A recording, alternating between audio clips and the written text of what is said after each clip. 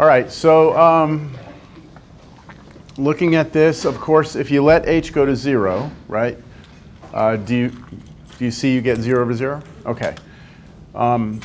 So since we get 0 over 0, we have to do some sort of algebra, right? So was there anything that you thought of doing here? I factored it out like to the. So I ended up with x like 3 plus 3x squared h plus 3x. Okay, so you actually multiplied all this out. Yeah. Okay, so we call that expanding. So you expanded this, x plus h times x plus h times x plus h again. That's kind of a pain in the butt, but you get x cubed plus 3x squared h plus 3xh squared plus h cubed. Is that what you got when you expanded that? Yes? Okay. So if you did that, then you're pretty much there, because this will turn into limit. H goes to 0. It's all of that, x cubed plus 3x squared h plus 3xh squared plus h cubed. Then you still have the minus x cubed, and then all of that over h, right? Okay, well, it looks bad, but it's not that bad, because look, this x cubed, those two cancel, right? Okay, so notice that, I guess I should back up. The problem is that we get 0 over 0, right? And so really what we're trying to do is see if there's a way we can get rid of that h so we no longer have division by 0. So if the idea is to get this h to cancel, notice that every term that's left here has at least one h in it, right? So you can factor an h out, exactly.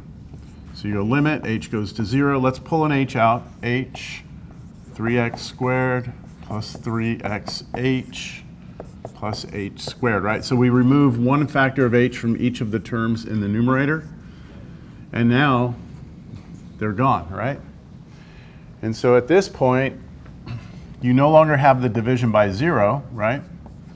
And what you want to do is take this expression and you want to do direct substitution. You want to replace all the h's with zeros. So if you do that, this will just go away, and this will go away, right? So all you're left with is 3x squared. And even though that's a weird answer because it's not a number, right? It's an expression with a variable in it. That's what the limit is. I was left at the bottom. Right here? Yeah. So you just stopped here? Okay. So you understand you're just replacing that h with 0, kills this, kills that. Okay, good. Any other questions? Yes? Number 23. 23, what was that? It's going to be the limit as x approaches 16. In the numerator, you're going to have 4 minus x divided by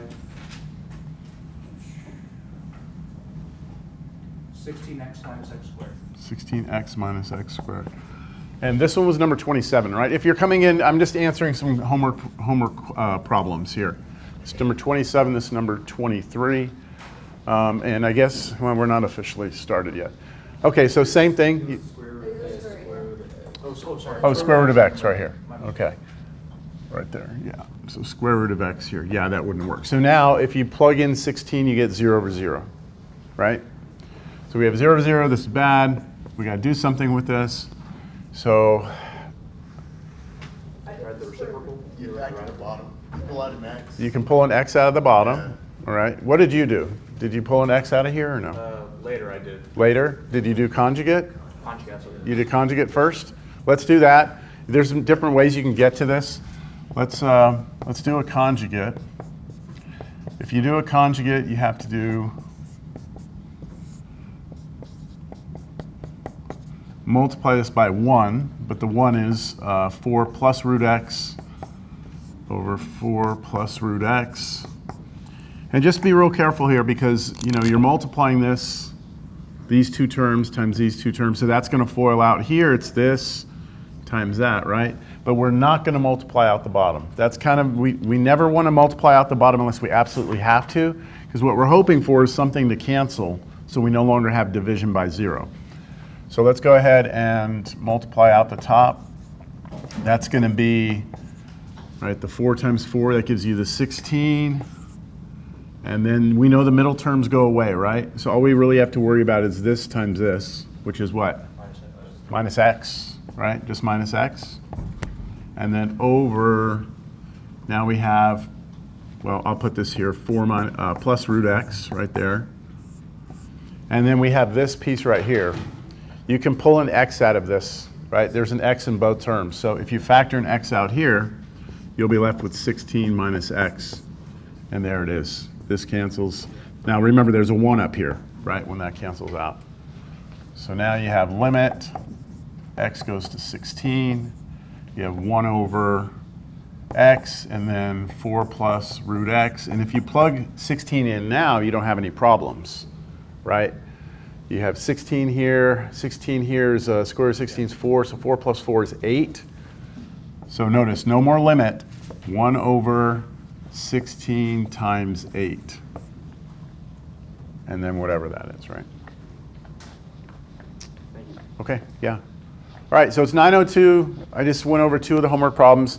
And then, it's weird because I assigned homework and I even wrote it down. I can show it to you that I wanted you to stop at 28, but then when I wrote it on the board, I had you do up through 50 something. So I don't know what was going on. But anyways, I sent an email out about that. Sorry for those of you who tried to do the problems past number 28, because I hadn't given you anything on that yet. So my apologies. It was probably very confusing. So that's where we're going to pick up today. I really wanted to start class with a quiz, but maybe we'll end class with a quiz.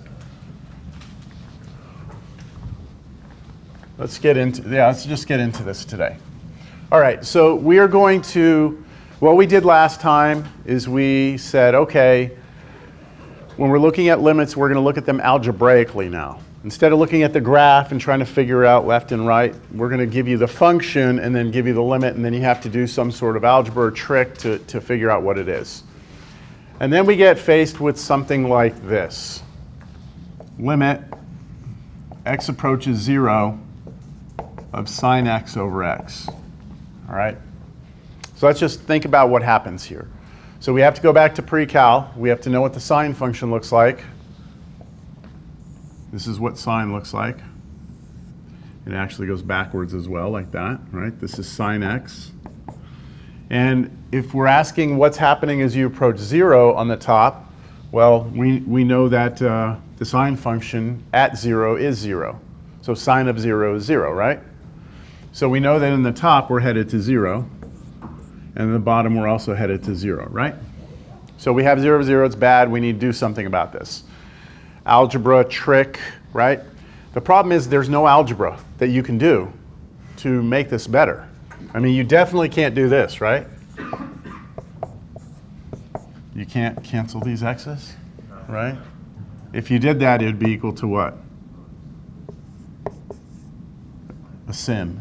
No, that's a sin. You can't do that, all right? That's a stupid joke, right?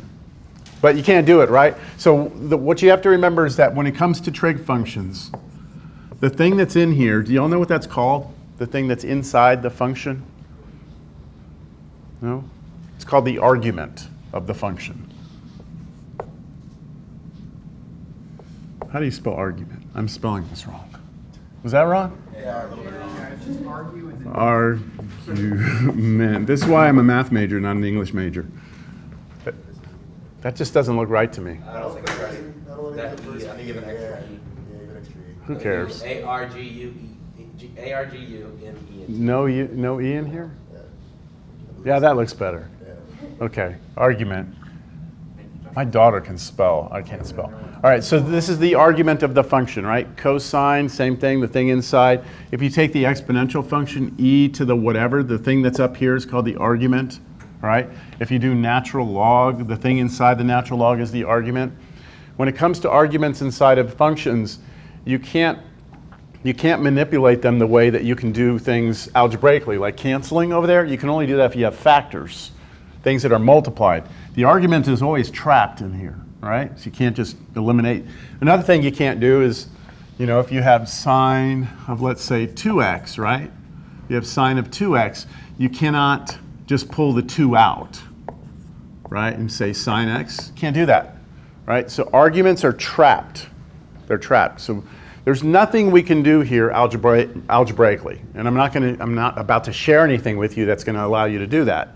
What I'm going to tell you is that this limit, we know what it is, okay? Later in this class, we will be able to prove what it is, but we need another tool in our toolbox before I can prove it to you. So for now, you're going to take it on faith. Later on, it'll be very easy to show, all right? So for now, we don't know what this is. We don't know any algebra. We don't know any tricks. So we just need to know, you're being told, taking it on faith, that this limit is equal to 1. All right? Now, if we look at the graph of this, if I actually bring up the graph, I'm going to graph sine x over x. Okay, here's the graph of that function. And what were we approaching? We were approaching 0, right? Well, the limit's 1, but we were saying what's happening to this function as you approach 0. So when you look at this function, you look at what's happening close to 0, you can see from the left and from the right that it's approaching 1, right? So that's just a visual like, okay, according to the graph, this answer makes sense. We still don't know how to do it mechanically, right? So we're just going to believe that, and we're going to use that. Now, it turns out that, and this is really the big thing here, okay, is that it actually turns out that this limit will always be 1, okay? So I want to just rewrite this. If you have a limit, and it actually doesn't matter what the limit is here, okay? So it doesn't matter if x is approaching 0, or x approaching 1, or x is approaching whatever. It doesn't matter what it is. If you have sine up here, and inside of that sine you have something. I'm just going to call it junk, all right? It's junk. In this case, it's x, okay? In this example, it's x, but imagine it's anything, something, right? Call it junk. If you have that, and you have on the bottom, you also have the same junk, all right? Then here's what I can tell you. This limit will always be equal to 1 so long as two conditions are met, okay? If, number 1, the junk is headed to 0. When you take this limit, that junk's going to 0 and that junk's going to 0. It's the first thing. And if the junk equals junk. Now, this doesn't make a whole lot of sense. What I'm saying there is that this junk in here matches this junk exactly. Like whatever's here has to be equal to what's here. So do you see the junk here is x? And this junk matches it exactly, it's x? And do you agree that as x goes to 0, the junks go to 0? So the answer should be 1. So what I'm going to do is I'm going to show you something different. Let me give you this. Let me ask you if this is going to give you 1 or not. So what if I ask you to take the limit as x approaches, let's go with 2. Let's go sine of x minus 2 over x minus 2. Will that be equal to 1? Yes? Yeah, it's going to be 1. You have these two junks match exactly, right? They're exactly the same. And when you let x go to 2, that junk and that junk both go to 0. So the answer here should be 1. To verify that, I'll graph it. I'm going to go x minus 2 on top, x minus 2 on the bottom. There's the graph. Where are we approaching on this graph here? Or on this limit, where are we looking as x approaches what? 2. And do you see it? As we approach 2, it's headed to 1. Right? Yes? Could you explain the top limit? Like this is approaching 0? So whenever you take this limit, whatever's happening here, this piece needs to be going to 0. And this piece needs to be going to 0. So over here, x is approaching 2, right? That doesn't matter to us. What matters is if I let x go to 2, is that junk headed to 0? So 2 minus 2 would be heading to 0, wouldn't it? That's what that's saying. That make sense to you? Any other questions? Show that on the graph. It doesn't make sense to me. I apologize. The jump going to 0 either way, I still don't understand. If I say direct substitution right now, let x go to 2, Right. what does this go to? 0. 0. That's what you need. Got it. Got it? And you need it to happen here, because these have to match, so whatever happens here happens here. Does that clarify it? Yeah, so it has to equal 0, basically, like when you're. Yeah, it has to go to 0, yeah. I can't say equal 0 only because this is a limit, so we're not really letting x go to 2. We're not letting x equal 2, we're letting it approach 2. So if that gets closer to 2, then this gets closer to 0. But if I were to fill it in. But if you were to plug it in, it would be 0. Let me give you another one. What about limit x approaches 2, sine of x minus 2 over x squared minus 4? Does that head to 1? Yes, but it's like 1 over something. 1 over something? What do you mean? After you factor down x over x. Okay, so right now, this does not qualify for this. Right now, as it appears, this does not qualify. Why? Oh, because it doesn't match exactly. Because the junks don't match, right? Okay, now do they both go to 0? If I let x go to 2, does this piece in here head to 0? Yes. Does this piece go to 0? Yes. That doesn't mean it's 1 though, because these two have to match exactly. They don't, right? But what can I do? It'd be 1 over x plus 2 eventually. But you gotta factor out x. Yeah, let's factor the denominator. It's a difference of squares, right? Let's factor that out. This becomes, I can write it x plus 2x minus 2. That's just me using college algebra difference of squares, right? Okay, so now at least we see x minus 2 twice, right? But we've got this additional piece here. So watch what I do here. It's not crazy. It's just algebra. I'm going to rewrite this as 1 over x plus 2 times sine of x minus 2 over x minus 2. Is that the same thing? Yeah, I haven't changed it, have I? I've just used properties of fractions that when you take two fractions and multiply them, you just go straight across, right? So I've taken this and I've just ripped it apart into two pieces. Do you see that? I'm allowed to do that. It's just algebra. And now I look at them individually. So what happens when you take the limit as x goes to 2? What does this head to? 1 over 4, right? 1/4. Notice I'm not writing the limit because that's headed to 1/4. And what's this headed to? That's headed to 1 times 1. So this is headed to 1/4. This is headed to 1. We're done. Yes? Make sure. I'm pretty sure I'm recording. You didn't like the webcam? No. It's just a pain. I'm going to go back to that. That sucks because I have to go, take my SD card and upload it, but it's a better video. Okay. Understand? All right, so let's try another one. Things are going to get weird, okay? I'm just forewarning you right now. These problems are weird. So how about if I change this and I do this? Limit x goes to 2. What if I do sine of x squared minus 4 over x minus 2? And while you're thinking about that, I'm going to graph this one. Is that all right? I'm going to graph this one over there just so you can see that our answer should be 1/4.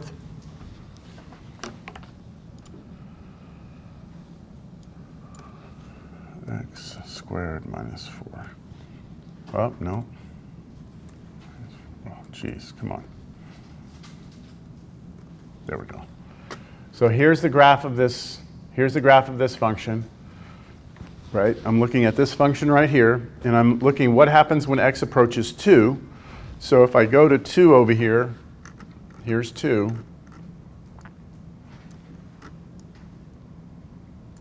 There's 2 right there, right? And it looks like it's headed to 0.25 is what it should be, right? Are you convinced or no? Yes? Okay. All right. So let's look at the next one. All right. Can we use this or not? By the way, I would write this down. This is the big note for this end of. We're still in 1.4 right now. 1.4? Mm-hmm. Yeah, we're still in 1.4. This is the big note for the end of this section. So can we use this on that right now? No, right? The junks don't match, do they? I mean, they do both go to 0, right? That goes to 0, that goes to 0, but they don't match. Well, over here, we were able to just factor the bottom out, right? And cancel. We can't do that here, can we? Why not? You can't mess with the argument. You can't mess with the argument. I mean, you could factor it, right? You could factor this, but it's still trapped in the sign, so you're not canceling anything. That make sense? So what do we do?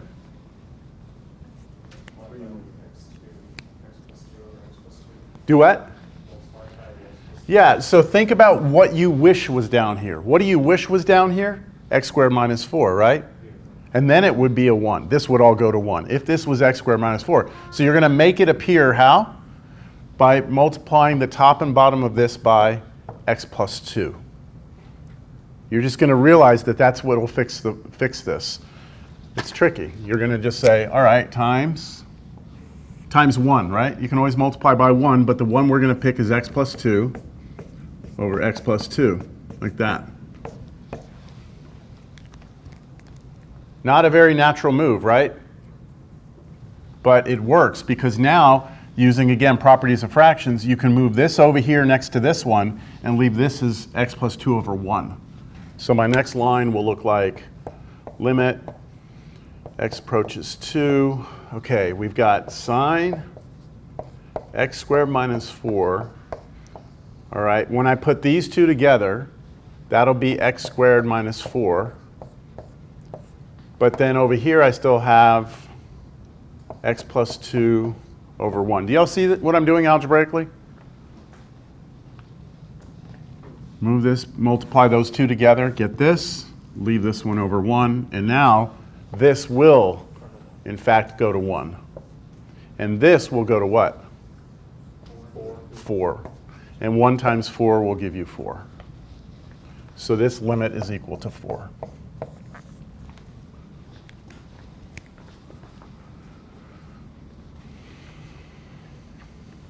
All right. Let's do some more. Oh, one more thing. One more thing before we do this.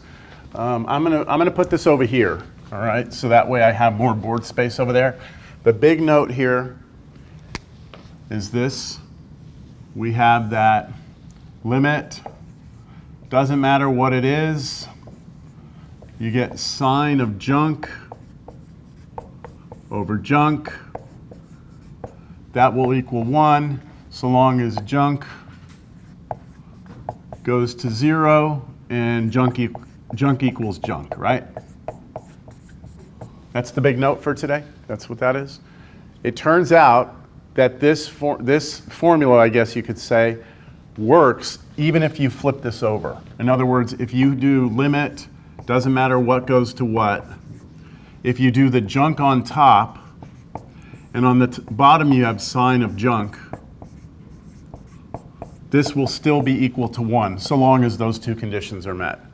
So had I had this problem flipped over, we'd still be able to work it out, all right? All right, with that established, let's do some more.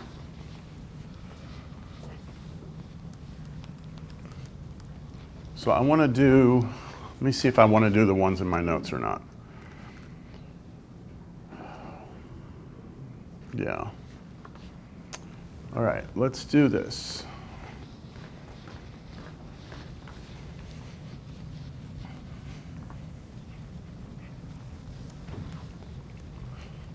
Let's let x go to 0 on this limit.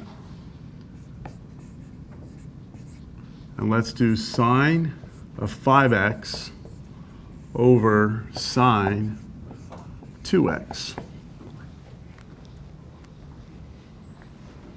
What is the first step for all limits? The thing we do to start every limit problem? Just plug it in, right? Direct substitution. All right, when I plug in 0 here, 5 times 0 is 0. Sine of 0 is 0. 2 times 0 is 0. Sine of 0 is 0, right? So we get 0 over 0 here. We have a problem. So this is 0 over 0. I cannot do any sort of algebra to cancel or anything like that because the 5x and the 2x are two different expressions, right? So the only hope we have at this point is using this junk idea, right? That seems like the only logical way to go about this. So now I'm going to do something. Like I said, this stuff is, my students have always hated this one little particular part of this section because of what I'm about to do. We're just gonna force this to happen, all right? So limit x goes to 0. What I like to do first is I like to rip everything apart. So what I mean by that is I'm gonna rewrite this as sine of 5x over 1 times 1 over sine of 2x. Do you all agree that that's the same expression? Yeah? Okay, so that's what I mean by rip it apart. I'm just pulling it apart into its different pieces here. Now, this limit, right, is not a problem because if I do sine of 0, I get 0 on top and 1 on the bottom, right? 0 divided by 1, that's 0, right? That's not a problem. Here, 1 over, this goes to 0, 1 divided by 0, that is a problem, right? So this is what's causing the issue. Do we agree with that? This is what's causing the issue. So what I'd like to do is see if there's any way I can make this not be undefined in division by 0. And then I say, oh, wait a minute, hold on. I have this idea that if I have on the bottom sine junk and on the top the same junk, these two junks match and they both go to 0, that will be a 1 instead of an undefined. So what do I wish was up top? 2x. I wish there was a 2x up here, right? I really wish there was a 2x up here.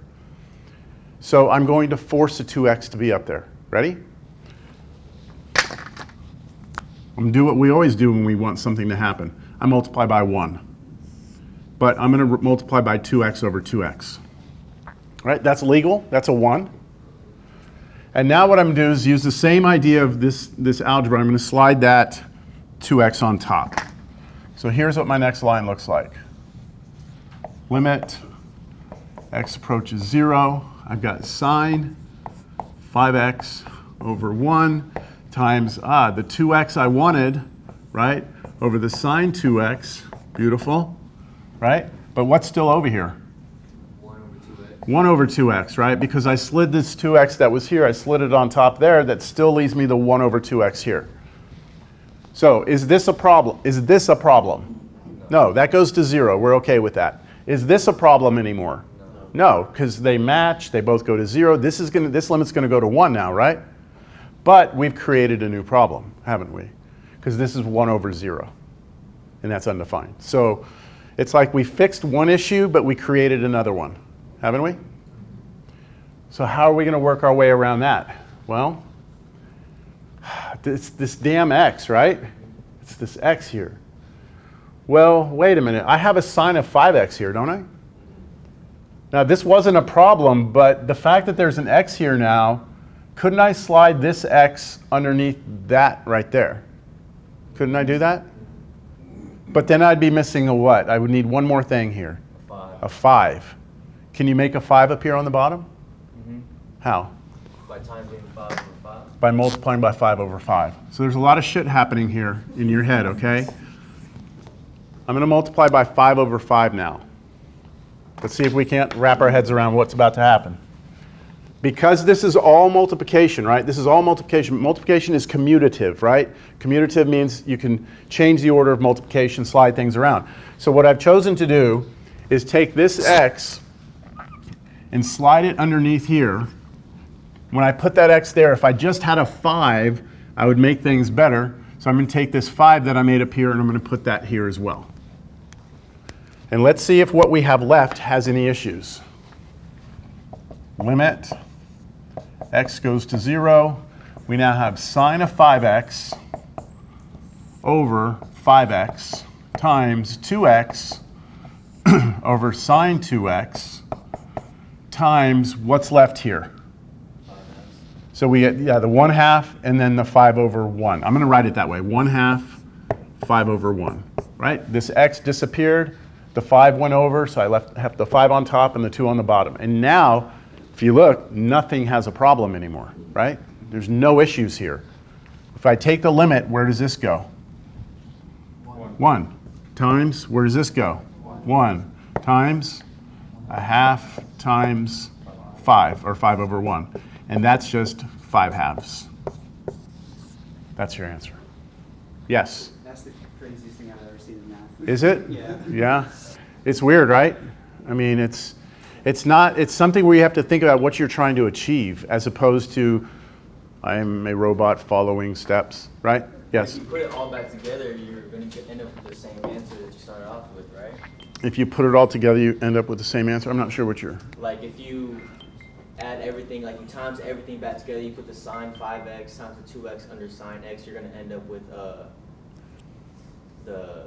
what we started off with was sine 5x over 2x. Yeah. If you put all that stuff back together and then cancel things out, it's this, right?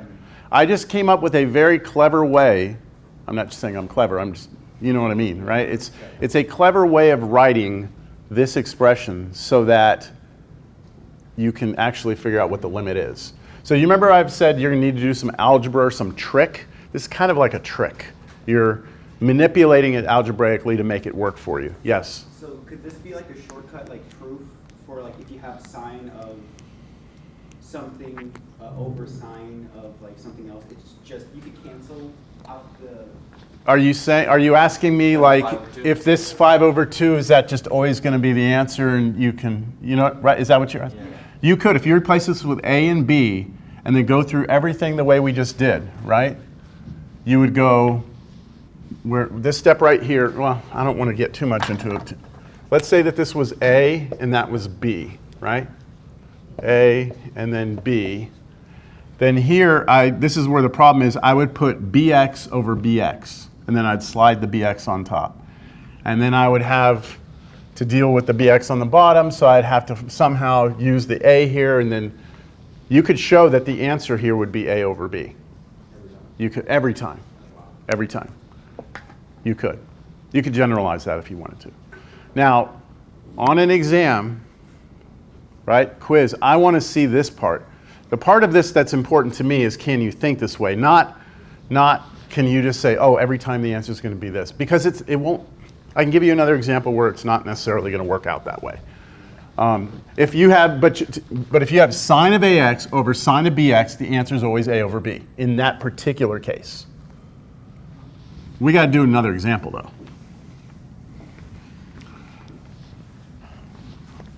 How about this one?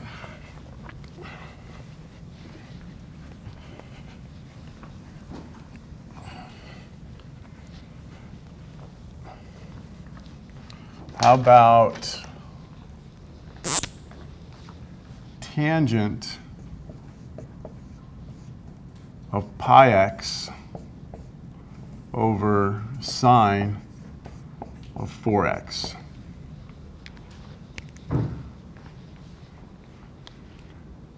So you have to know what the tangent function looks like in order to do this, right? So remember, direct substitution. If x goes to 0, pi is just a number, right? Yeah. Pi is just, I mean, it may as well, 4 is a number, pi is a number. So 0 times pi is 0.